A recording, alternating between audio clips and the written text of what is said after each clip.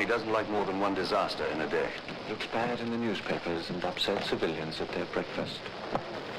I'm Bill Bupert, retired Army officer and irregular warfare practitioner and scholar. Welcome to Chasing Ghosts, an irregular warfare podcast, the show that examines the mythos, lost history, bad thinking, martial malpractice, and government incompetence that informs so much of irregular warfare. Today I want to peek behind the curtain at the vast machinery and briar patch politics of insurgency and counterinsurgency and everything in between.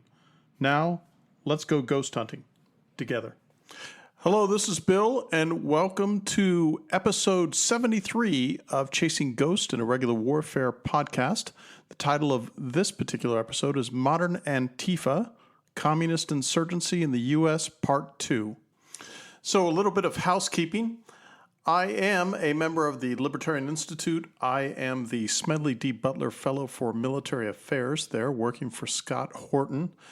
Scott Horton has embarked upon an academy called the Scott Horton Academy, a university college analog, and he retained me as a visiting lecturer, and he chartered me with doing a course. The course that I developed for the Scott Horton Academy is called American Stalemate and Defeat 1945 to 2025. I have completed that. They have completed the video, the audio, the titling, and all the stuff that goes into putting together a multi-hour course. Learned a lot in that process, hoping to take what I learned and maybe embarking on other ventures. I also know that I'll be doing other courses for Scott in the near or intermediate future.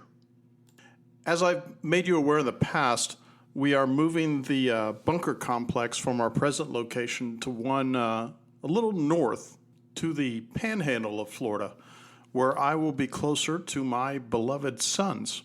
So that being the case, I have packed away my library, and little did I know that my library was so bloody invaluable to me for these podcasts and making sure that my renderings, historical analysis, and quest to develop the single most accurate picture of what we're discussing here is good. So I have started using a public library for the very first time, probably in decades.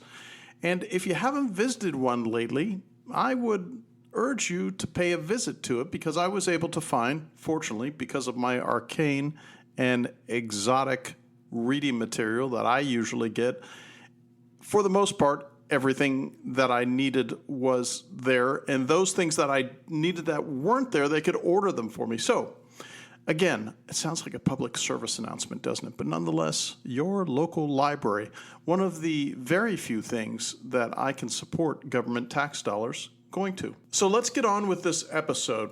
We are presently in the midst of a communist insurgency, whether this is recognized or not by the authorities, by the government, by the co-profile media, by the talking heads, whoever it may be out there that's trying to put brightly covered gift wrapping, legerdemain, and misdirection on what Antifa and its affiliates is actually all about.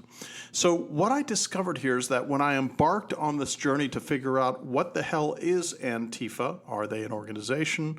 Where do they come from? What are their historical roots, whether in the U.S. or in Canada or globally, and where do they come from? So in the last episode, we discussed their roots in Germany and the exportation of the communist ideas through both the Soviet Union and probably 10 years after the establishment of Communist China, Chinese internationalist things that occurred to influence almost a debating society, a Judean People's Front and a People's Front of Judea between the Marxist-Leninists of the Soviet Union and the Maoist of China. And we will see further on in this episode that that very schism is one thing that split the Weathermen and the Weather Underground in half. Also, I'd like to repeat something that I discovered when I was researching the last episode, is that the House Un-American Activities Committee, which was established apparently in 1940 and disestablished in 1975, has 35 years of documentation and archives at the National Archives and several universities. I think I elucidated those in the last episode. And it would be great, and I'm not the guy raising his hand to volunteer for this job. I do wish that Harvey Clare, who I consider the godfather of the historiographer, that is Klehr, the godfather of American historiography on the 20th century communist movement in America. I do wish his heirs, confreres, or maybe academic fellows who are young enough could go there with a forklift, get that stuff, hire interns, hire researchers, and comb through that 35 years of investigating communism in America. The fruits it will yield will probably be incredible. And keep in mind that if you ask yourself, the Hollywood blacklist, which is legendary, McCarthy was rude. McCarthy was ill-mannered. He was a bit slovenly, and he wasn't the best researcher. But it turns out that McCarthy was right, because in government, media, and entertainment, communism was an accepted political philosophy that animated so many people across America. I mentioned in the last episode that the 1930s were the electoral high tide of American communism. I recall seeing a 1938 photo with a portrait of Lincoln that was several stories high at the Communist Party USA National Convention in 1938. It was the 10th annual convention, if I recall, in Chicago at the time. And if you're curious, why would there be a several stories high figure or representation of Lincoln at a Communist Party meeting? It's because Marx was a great admirer of Abraham Lincoln for a lot of reasons that we don't have to get into here. But let's just say to a certain extent, Marx viewed Lincoln and his behavior during the War of Northern Aggression from 1860 to 1865 as a proto-Soviet icon. So I think that I acquainted my listeners with the fact that there has always been a vibrant and rather large intellectual and philosophical community that aligns itself with communist, uppercase C, in the case of the Communist International under the Soviet Union, with Stalin and what he did to infiltrate the West, and then the lowercase c for the Marxist-Leninist, the Maoists, and all the flavors of communism that one would find in a book that I recommend be on every bookshelf, which is the Black Book of Communism, which describes from a global standpoint just how awful it was stacking corpses like cordwood to the count of approximately 160 million in the 20th century alone, and why, despite its popularity, and that popularity continues, unfortunately, at its base, it is a moral hazard and a death cult. Why are intellectuals continuously attracted to the notions of communism and socialism? To paraphrase Paul Johnson in his book on intellectuals, intellectuals for the most part always think that they are smarter than the rest of us and know that if they were put in charge of our lives, that we would all be better off under their tutelage. It's a vain conceit, a wrong conceit, but nonetheless, it is the red sword of communism that slays any kind of moral barriers within the communist mind to make them think that maybe they're on the wrong side of morality and virtue. As with all things, if you don't know where you've been, you can't possibly know where you are. So this time we're going to talk about the 1960s and 70s. In the part 3 of this series, I will start to accelerate towards present day.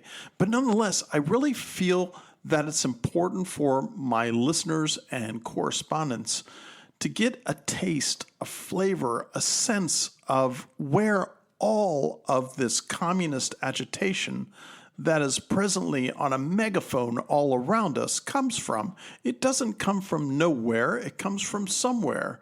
So we left off at the 1950s in the House Un-American Affairs Committee and the almost superannuated love of communism, socialism, and all the government supremacist isms under that particular rubric and umbrella, and why it continues today.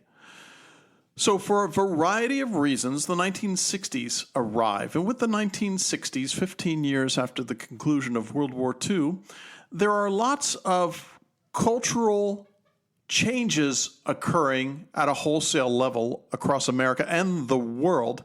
The confluence of the Vietnam War, ostensibly to fight communist domination and domino shattering in Southeast Asia and such, starts to animate a lot of students who have known relative peace in America since the conclusion of the stalemate in Korea in 1953.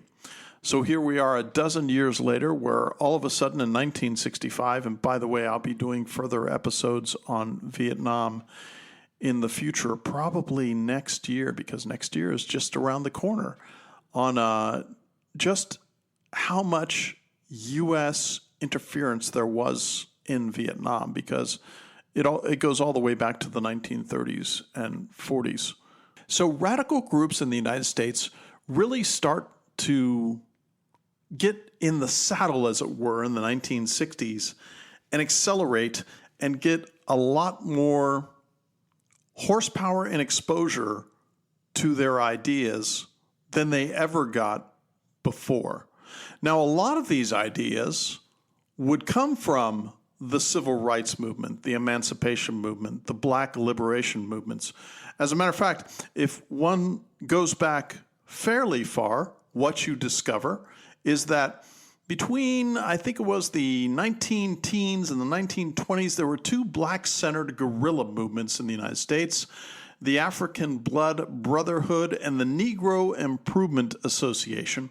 And then you could go forward in decades, you would find Malcolm X probably being the most eloquent and well-articulated defense of these kind of black ethno-state activities in America. This would spawn the Black Liberation Army and the Black Panthers, and in turn, that civil rights struggle would start to dominate campus activism.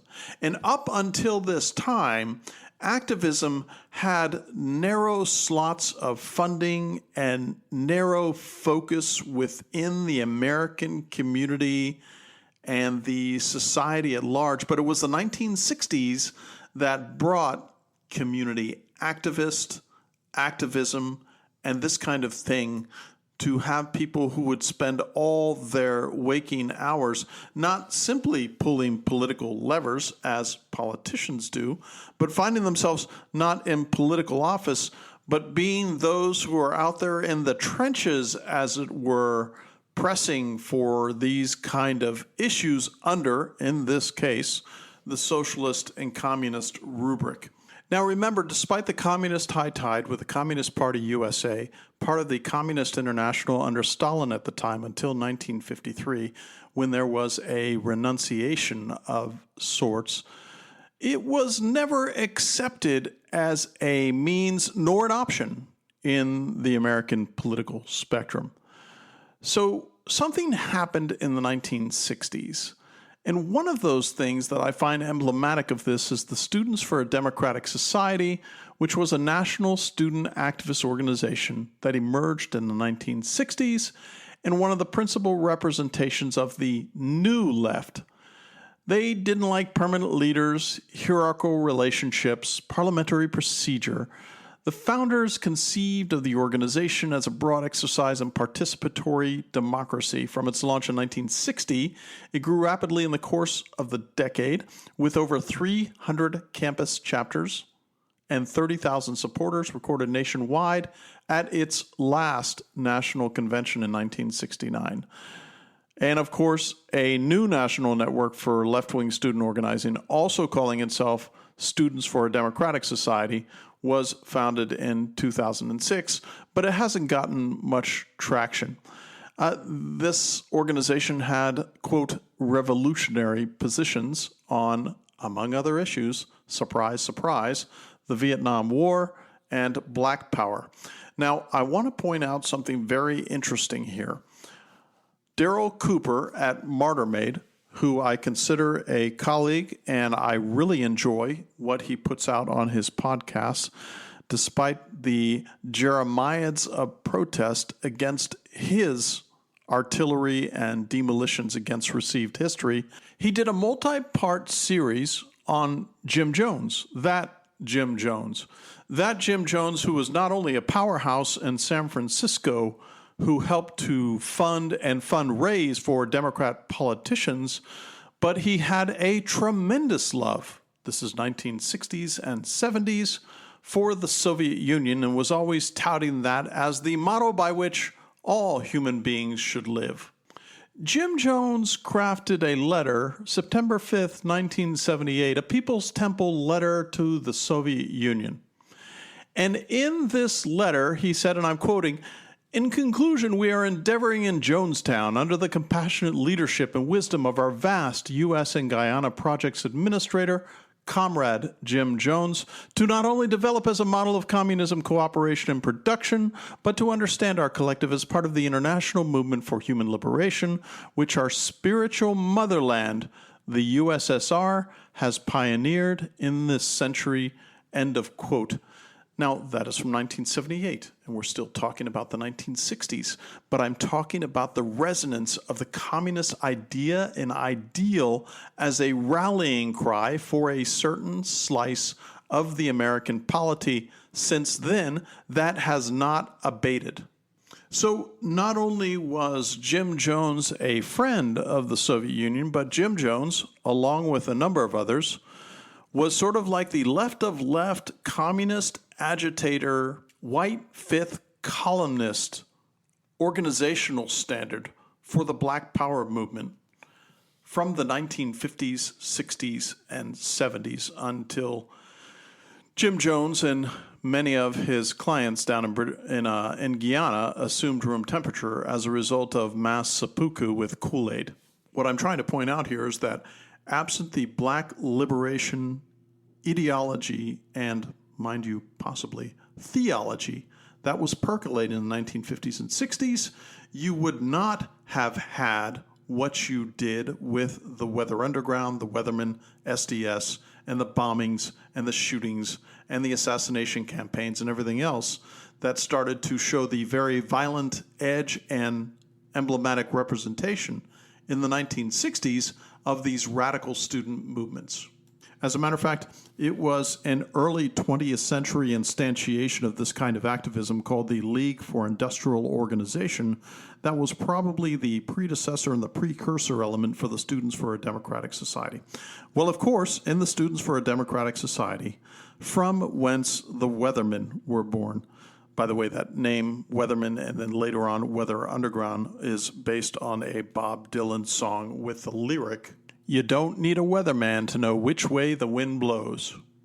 So before I get to the split between the Students for a Democratic Society and the Weathermen, which would later be the Weather Underground, I want to talk about Canadian Quebec real quick, because in the 1950s and 60s, there were bombings and all kinds of things that were going on, which led to the formation of the FLQ, the Front de Libération du Québec. It was a Quebec separatist militant group which aimed to establish an independent socialist Quebec. Of course, socialist Quebec. Founded sometime in the early 1960s, the FLQ conducted a number of attacks between 1963 and 1970, which totaled over 160 violent incidents and killed 8 people and injured many more. These attacks culminated with the Montreal Stock Exchange bombing in 1969 and the October crisis in 1970, the latter beginning with the kidnapping of British Trade Commissioner James Cross. In the subsequent negotiations, Quebec Labor Minister Pierre Laporte was kidnapped and murdered by a cell of the FLQ. Public outcry and a federal crackdown subsequently ended the crisis and resulted in a drastic loss of support for the FLQ. Now, what later happens is the FLQ get hunted down and they flee. They flee into America, and they just so happen to run into a gentleman by the name of Samuel Joseph Melville, who was born Samuel Joseph Grossman. Sam Melville, he was an American left-wing activist and terrorist who was the principal conspirator and bomb setter in the 1969 bombings of 8 government and commercial office buildings in New York City. Melville cited his opposition to the Vietnam War and U.S. imperialism as the motivation for the bombings. He pleaded guilty to conspiracy and to the bombing of the federal office building in Lower Manhattan. And as a result of that, he also assaulted a marshal in a failed escape attempt. By the way, he is a key figure in the 1971 Attica prison riots. There are books and movies out there on these riots, which had a communist flavor to them. He was shot by the police and killed when the uprising was put down by force. But I get ahead of myself. So the FLQ was fleeing through the United States, just so happened to run into Sam Melville, and Sam Melville said, look, I'll ratline you directly to Cuba if you wish and give you the contacts that you need to escape, but you must teach me how to build bombs. So a solution set was agreed upon. He became the bomb maker's apprentice, and by the way, he became the primary, and I suspect sole bomb maker for the Weathermen and the Weather Underground. He managed to get several members down to Florida, where they hijacked an aircraft to Cuba, and apparently were feted and welcomed by Castro and his regime as heroes, and the FLQ found their sanctuary in Cuba. Back to Sam Melville. So as I said, it turns out that he is the only bomber that the Weathermen and the Weather Underground. So the Weathermen would number in the hundreds, but eventually, after a lot of things that we don't have to get into, it narrowed and winnowed itself into its new transmogrification of the Weather Underground with 30 or less members, of whom I'm sure you're aware that a lot of them literally got away with murder. During this time, the Weathermen and later the Weather Underground were forming their cells and forming their organizational structure to allow them to start the bombings, which would be called the Days of Rage. Brian Burrow wrote that brilliant book, Days of Rage, which you'll find in the show note. It's called Days of Rage, America's Radical Underground, the FBI, and the Forgotten Age of Revolutionary Violence that occurred then. Because to a certain extent, there is an amount of amnesia that, in my mind, is large when it comes to the preponderance of communism as a rubric of understanding and apprehending the world in a certain sector of society that started in the 1920s and has lasted over 100 years and is still with us today. I had mentioned to you that the SDS started to break apart. The Weathermen and the Weather Underground would result from that, and there was a schism in the Students for a Democratic Society that caused this very thing to occur. That schism was between the Maoists, and mind you, I know this sounds strange to say, but the Maoists were a bit more conservative in their communism, while there was a Castroite faction, because as I mentioned to my perennial listeners who may have listened to my episode on Venezuela, the Cubans really punch above their weight in intelligence and to a certain extent military competence and espionage when it comes to these kind of things.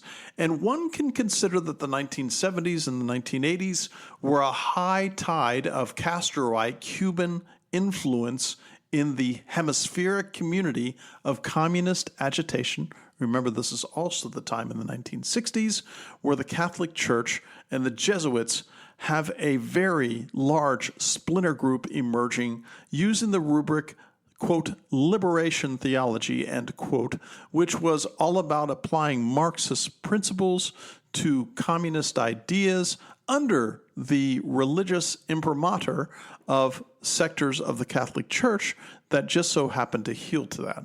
And again, what we see here is that the Maoists were much more like the International World Workers Organizations and Workers of the World Unite, a much more proletariat and proletarian-oriented organization, while the Castroites were a social justice form of coalition where race was a very big deal, unlike the Maoists who weren't concerned about it at the time. And mind you, remember, this is the end of the 1960s where the race card becomes almost this shadow preamble to the woke nonsense and woke-topian tardia that we have suffered through this first quarter century of the 21st century. Everything has roots in the past, same as it ever was. It almost seems as if there's nothing new under the sun. And another thing that I want you to keep in mind, especially if you are a longtime listener of mine, is we're talking about the 1960s and 70s here with bomb making. We're talking about one bomb maker that would be that Sam Melville character that I was telling you about, and none of the others in the SDS, nor the Weathermen, nor the smaller Weather Underground wanted anything to do about that because of this curious bifurcation in communist circles between white-collar thought leaders, think Bernie Sanders, and blue-collar communists, think unionist and things like that. There's a big divide between them culturally within this entire small c communist milieu in America, and always has been. Well, it turns out that the Maoists did not want to take such violent action, and it was the Castroites, the Cuban-influenced communists, who wanted to take kinetic action in the United States. Hence, the Weathermen were born. And the Weatherman Manifesto is very interesting. EBSCO Information Services did a very compelling analysis of this very thing. Quote, the Weatherman Manifesto emerged from the radical faction of the Students for a Democratic Society during the late 1960s, a period marked by significant social turmoil and opposition to the Vietnam War. SDS initially engaged in nonviolent activism, focused on civil rights and anti-poverty efforts, but as disillusionment grew, a group within SDS, later known as the Weathermen, advocated for more militant forms of protest. The manifesto espouses a Marxist-Leninist view of the United States as an imperialist power, arguing that systemic racism, poverty, and war are inherent in its capitalist structure. The Weathermen called for alliances with oppressed communities, particularly African Americans and Third World revolutionaries, emphasizing that true change could only come through widespread revolution and not reform. The group's activities escalated to include underground bombings targeting symbols of the state and capitalism, reflecting their conviction that radical action was necessary to confront perceived injustices. The manifesto highlights a sense of urgency among young activists, catalyzed by the stark contrast between Americans' professed ideals and the realities of oppression.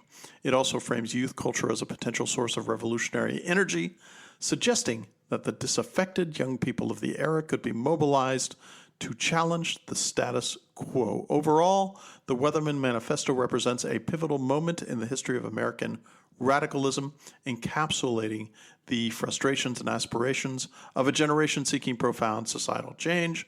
And of quote, it is rather friendly to say societal change through violence, of course, but it doesn't mention that. For those who don't know, Marxism-Leninism is a curious rubric under the umbrella rubric of communism. It was the formal name of the official state ideology adopted by the USSR, its satellite states in Eastern Europe, the Asian communist regimes, and various scientific socialist regimes in the Third World during the Cold War. As such, the term is simultaneously misleading and revealing. It is misleading, since neither Marx nor Lenin ever sanctioned the creation of an eponymous ism.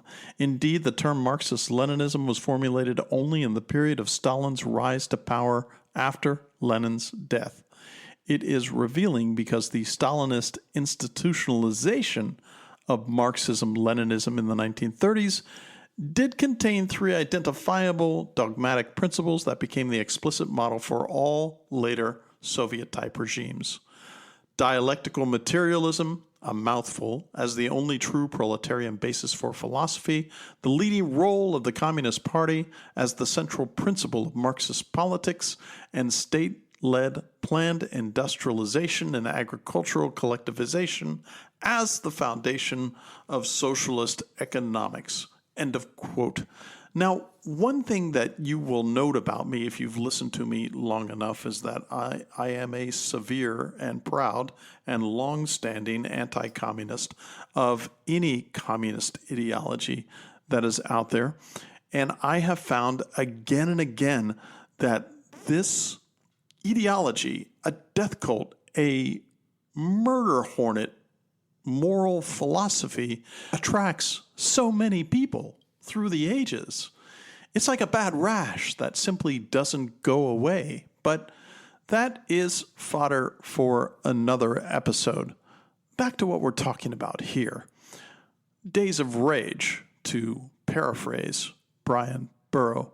So I want to read some excerpts from Burrow's book on what happens after 1969 and 1970 as far as bombings every day of the week or every week for months, if not years, in the United States.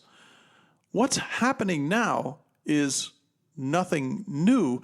And what disturbs me even more is that bomb making and the use of bombs in the 1950s, 60s, whether it was the Irish during the Troubles starting in 1968, the bombs that were so common but didn't take too many lives in America in the 1970s and starting in the late 1960s.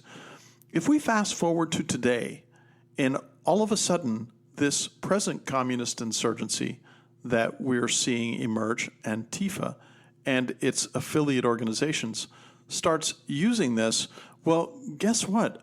The technology today, we're going on, let's see here, 55 years after those bombings started. The technology, the employment, the access to all the materials, access to the means and the training and the tactics to do this are so much further along. And UAVs and FPVs and all kinds of unmanned and robotic vehicles are going to lend a hand to make this kind of bombing campaign, if it were to emerge on a wholesale level, much worse than it ever was in the 1960s and 70s. You might ask yourself, where was the FBI all this time, and why did it take them so long to get to the bottom line and to get to the bottom, as it were, from a forensic or crime detection methodology, these kind of things? Well, you have to remember that the FBI had two things not in its favor. Number one, it was filled with incompetence, and it was filled with folks who were creatures of their leader who had been at the helm of the agency, J. Edgar Hoover. And in 1971, they were on the cusp of a major disclosure. The Citizens Commission to investigate the FBI was an activist group in the United States during the early 1970s. Betty Metzger would write a book on this that I highly recommend. The Burglary, the Discovery of J. Edgar Hoover's Secret FBI. What they did is that Citizens Commission broke into the FBI office in Media, Pennsylvania, and they stole over 1,000 classified documents. Selected documents were mailed anonymously to several U.S. newspapers, exposing numerous illegal FBI operations targeting First Amendment protected activities of U.S. citizens. The complete collection of political documents ripped off from the FBI office in Media, Pennsylvania, March 8th, 1971, was published for the first time in the March 1972 issue of Win magazine. That was a journal that was associated with the Communist War Resisters League. The documents revealed the secret COINTELPRO operations that were being conducted by the FBI. COINTELPRO is the counterintelligence program in which the FBI, for over a decade, and I suspect that for generations, had been keeping tabs on not only revolutionary movements, but also on communist movements and black movements. Of course, now we're seeing things sort of tied together here. I had mentioned Jim Jones earlier. Yes, he was being tapped and monitored by the FBI, which led to the FBI also monitoring all black guerrilla, black liberation theology, and black liberation movement organizations across the United States. And remember what I mentioned to you about that schism, that bifurcation in the Students for a Democratic Society, in which the Maoists lost to the very identitarian and totalitarian race obsessors in the Castroite factions of the SDS, which would become the Weathermen, and hence the Weather Underground. Those burglars did extensive surveillance of that FBI office to ensure that they knew when the office was empty and when the streets were unlikely to have police patrols. The break-in was perpetrated on the day of Joe Frazier and Muhammad Ali's fight.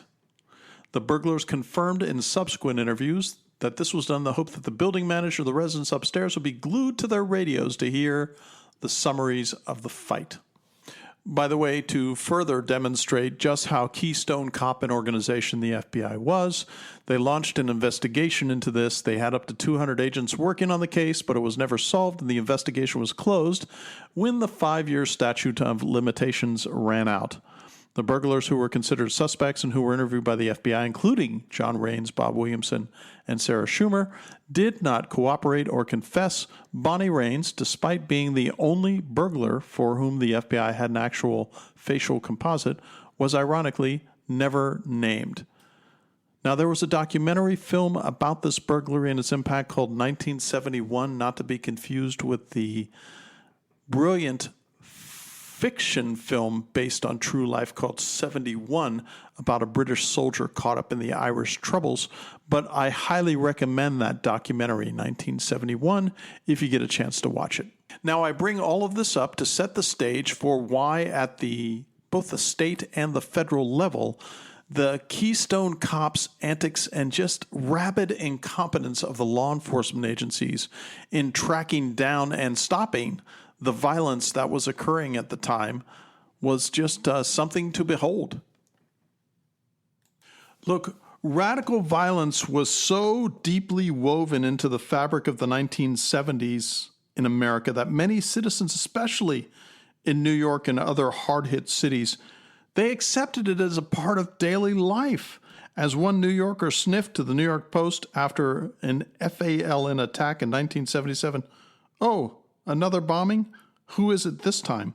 You know, frankly, when you think about it, it's a difficult attitude to comprehend in a post-9/11 world when even the smallest pipe bomb draws the attention of hundreds of federal agents and journalists. I wanted to quote the epilogue to Burroughs' book and then discuss it a little bit.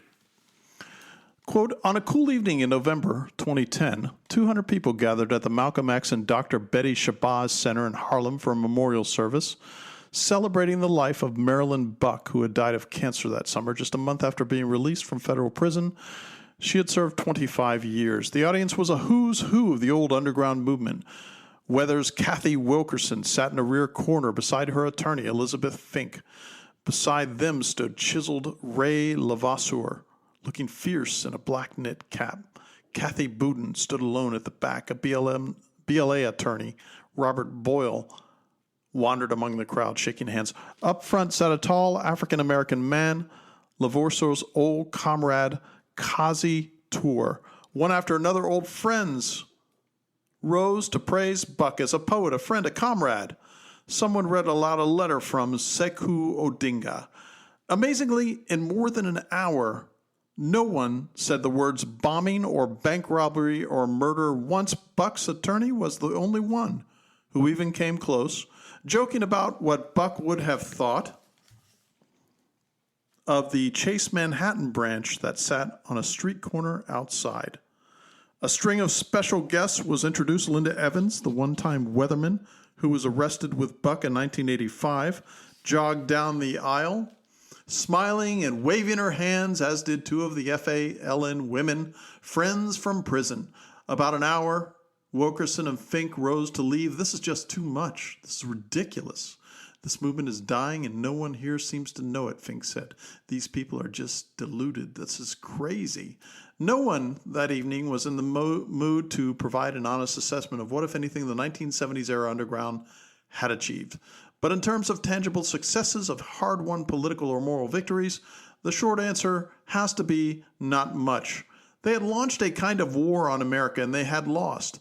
Talk to the Underground's veterans today, many of them in their 60s, most mellowed, some not, and almost all are hard-pressed to point to any lasting impact the Underground had on American society, short of metal detectors and bomb-sniffing dogs. While it drew the attention of law enforcement for more than a decade, the Underground did little to force changes in the way America acted or was governed.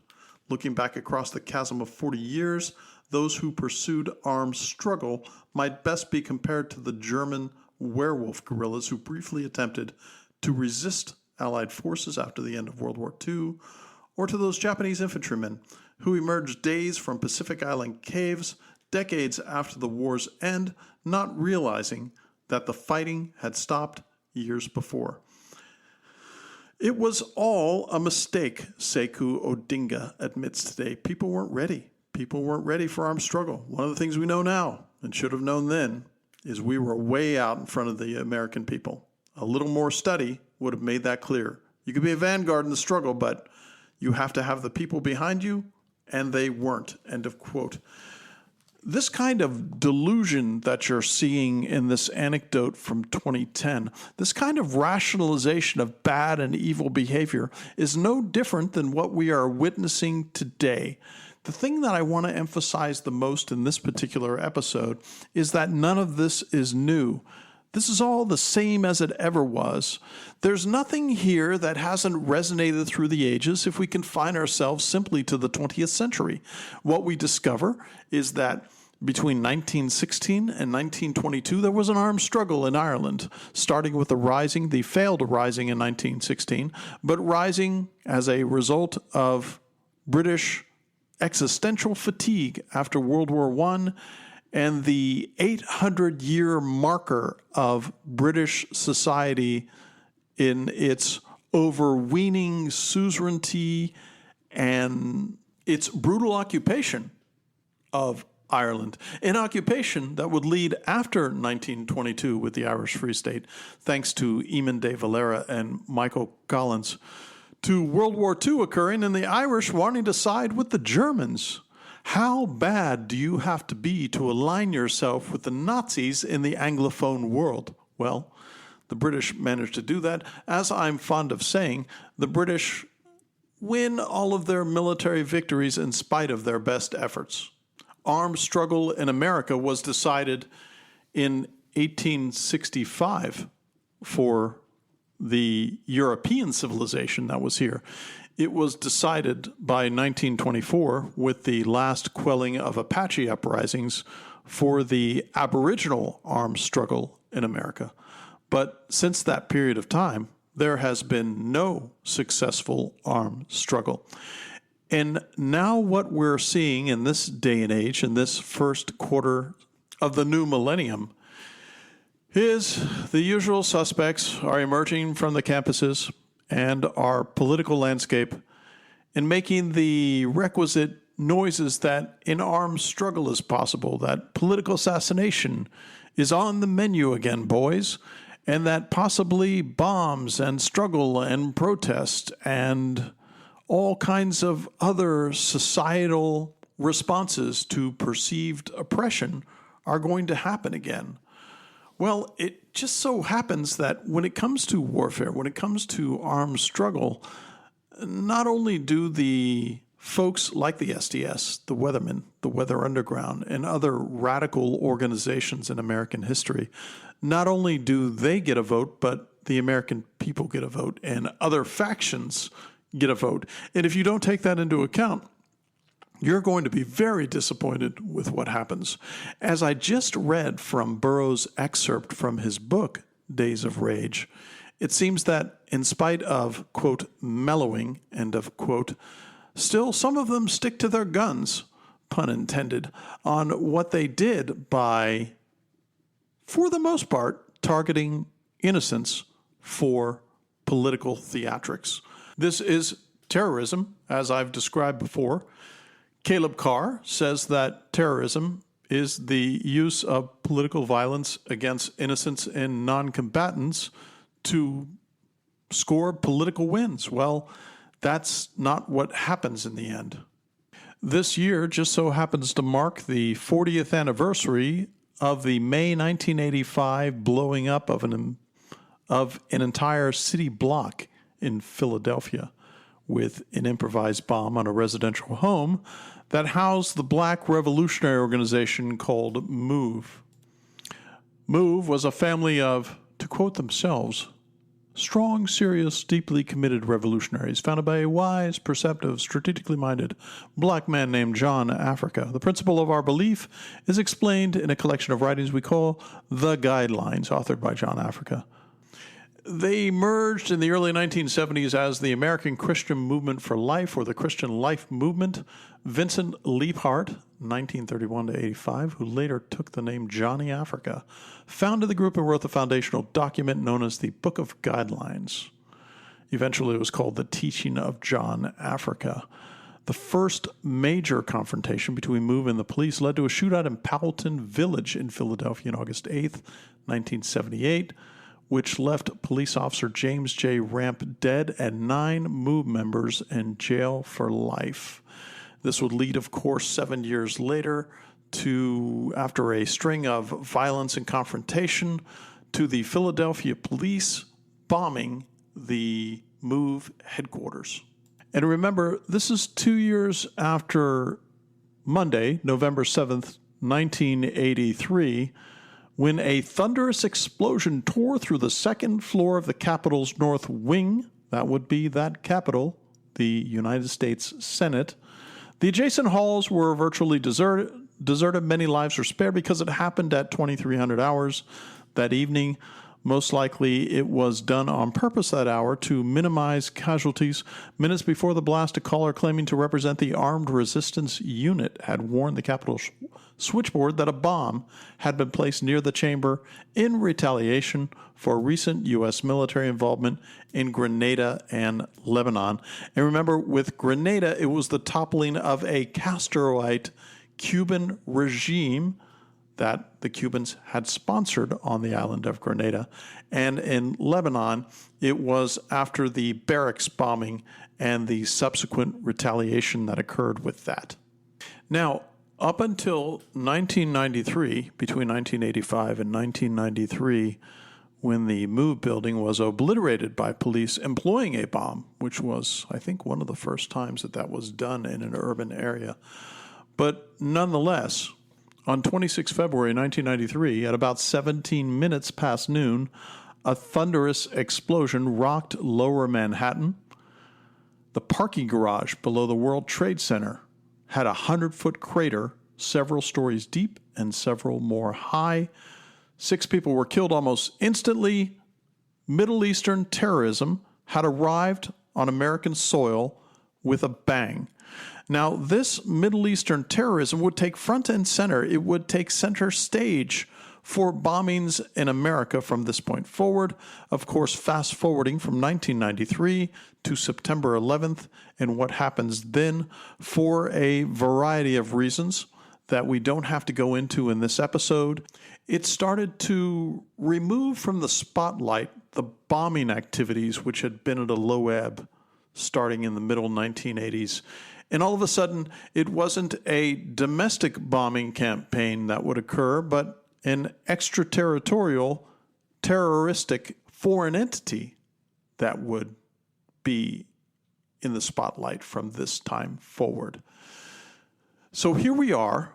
We've just arrived, as I just mentioned, at the cusp of the 21st century. the new millennium. We're 25 years on now.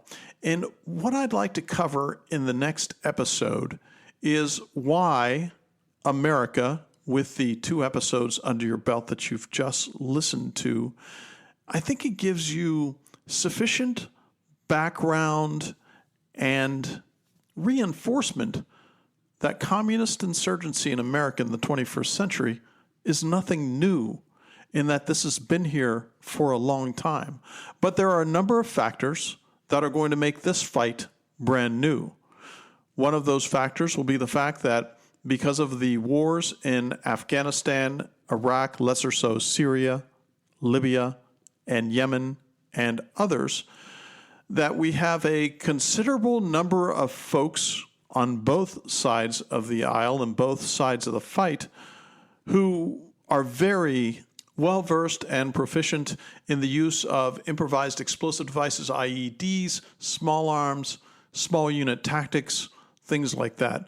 What we will discover, using the parlance that is so popular, is that the right of center competency and talent stacks, when it comes to what I just mentioned, far outstrips what the left of center folks have to offer. But the left of center folks also come to this with a dynamic that has not been either animated on the left or the fire hasn't burned long enough, in which they are committed to political violence in a fashion that, for the most part, the American right is unaccustomed to. But it doesn't mean that this won't create the circumstances in which Newton's third law births the makings of a civil war on American soil. I happen to think that, as I've mentioned in other episodes, especially with observations about what's happening in the United Kingdom and Europe and such, is that civil war is now more so a probability than a possibility. And the kind of sectarian violence that we used to look at past our shores may very well be coming to our shores. This also comes on the heels of something rather disturbing, which is where I spent those many episodes in my Storming America series, where I talked about foreign cells coming here with ill and evil intent. And what's going to happen if those foreign cells rise up to conduct their mayhem and either deliberately or accidentally find themselves allied with affiliates or actual trigger pullers in the Antifa and affiliated communist insurgents movement in the United States. What will that do? Well, we'll discuss that in the next few episodes. I don't quite know where this is going to go as far as the number of episodes that I'm going to devote to this examination of Antifa and its affiliates, because I find time and again, as I did with these 2 episodes, that I'm discovering things that even I wasn't aware of and trying to put the pieces together and make the connections to see just where this leads. Remember, we don't do predictions here, we do forecasting. It's a cheat on my part because the evidentiary bar for forecasts is less stringent than that of predictions. So thank you for listening, and I really appreciate hearing from my listeners and correspondents. You can get in touch with me at cgpodcast@pm.me. That is cgpodcast@pm.me. I have a Substack for Chasing Ghosts. You will find that in the show notes. And also, if you have recommendations, comments, gentlemanly discourse that you wish to participate in on this subject, or maybe the previous 72 episodes that I've done in Chasing Ghosts, or I think I'm at 19 episodes on War Notes, a conflict podcast, be sure to get in touch with me. And again, thanks for your listenership. And if you would be so kind as to recommend this, if you like it, to family, friends, acquaintances, business folks who you think might be interested, I would be obliged. If you could leave a 4 or 5-star review, I'd be even more obliged. And if you could leave a narrative review, I'm forever in your debt. So this is Bill, out.